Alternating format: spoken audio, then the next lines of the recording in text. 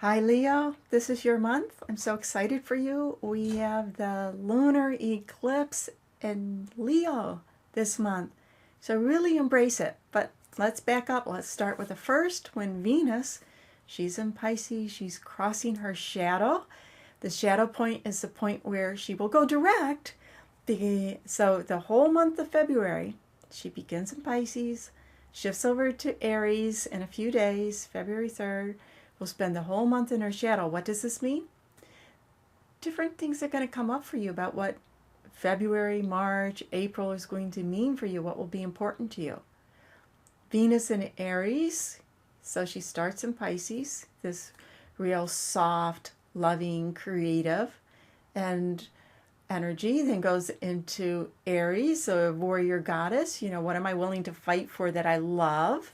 And she is this sector that she's going to be traveling through is about what you believe. And so you could be putting some energy and effort into doing things that you love to do, where you travel to learn, especially.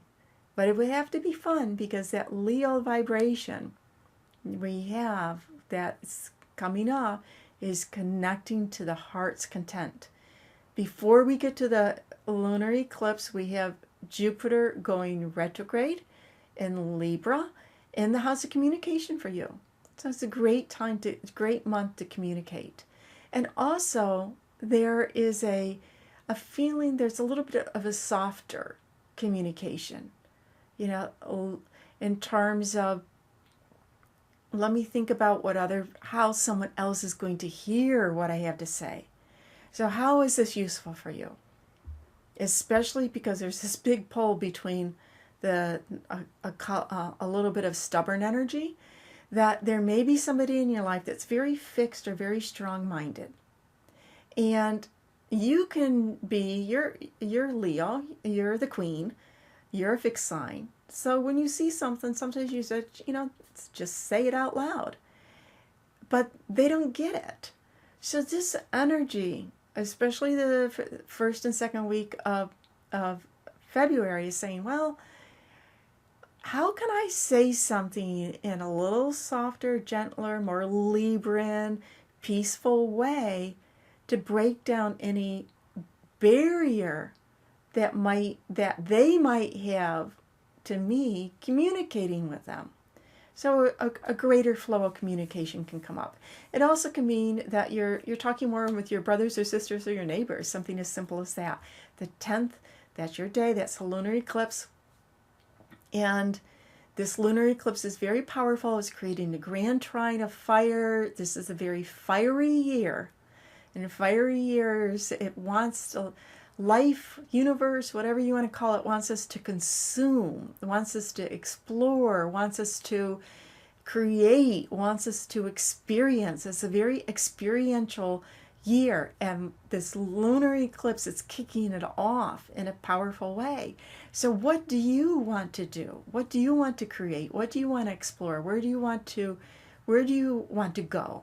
All of those great things are showing up. Where do you want to have fun?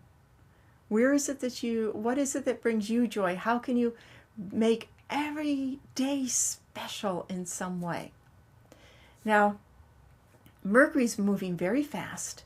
It starts the month off in the sector of the chart that represents everyday routine, things that need to be done that you don't necessarily want to get done. If you don't like housework, it would be housework. If you don't like accounting, whatever it is that, I wish I could pay somebody else to do. Thinking about that, and also about your health. Thinking about taking care of yourself. And then into partnerships, and then into resources. Other people's resources. What do they know that I can use? What do they know that they can share with me? Now, we go end the month with the Pisces solar eclipse, which is quite a doozy. It's in the sector, so Pisces is very dramatic, and Leo, you're dramatic, right? You rule the stage. Pisces, on the other hand, is the other one that vies for the stage in a Piscean way. You could be a little bit more bold. It's like, hey, here I am world, let me shine. So this means is that by the end of the month, there might be a little bit more drama that comes up with other people, what other people want, what other people need. It's not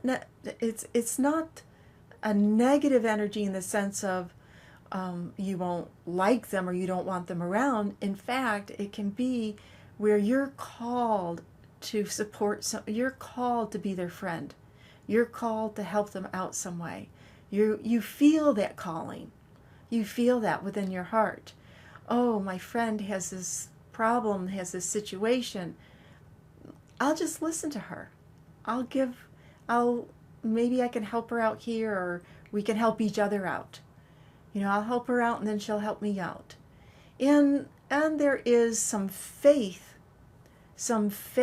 energy. How can you trust, how can you have faith that other people, other people that you care about, other people that you love are going to be okay. They'll find their way in life, they'll figure it out, they'll be okay. Even though there's this side of you that says, that you could be very strong about sharing what you know with others, which is great. There's this teacher the teacher in you is being called forth. But also with this gentleness of knowing when to have faith, saying what you need to say, and having faith that they'll get it or not get it. And it's not on you that they do or don't. The only thing on you is to listen to your heart and do what you're called to do and give from your heart. Have a great month. And oh, by the way, the last month in February is very, very active.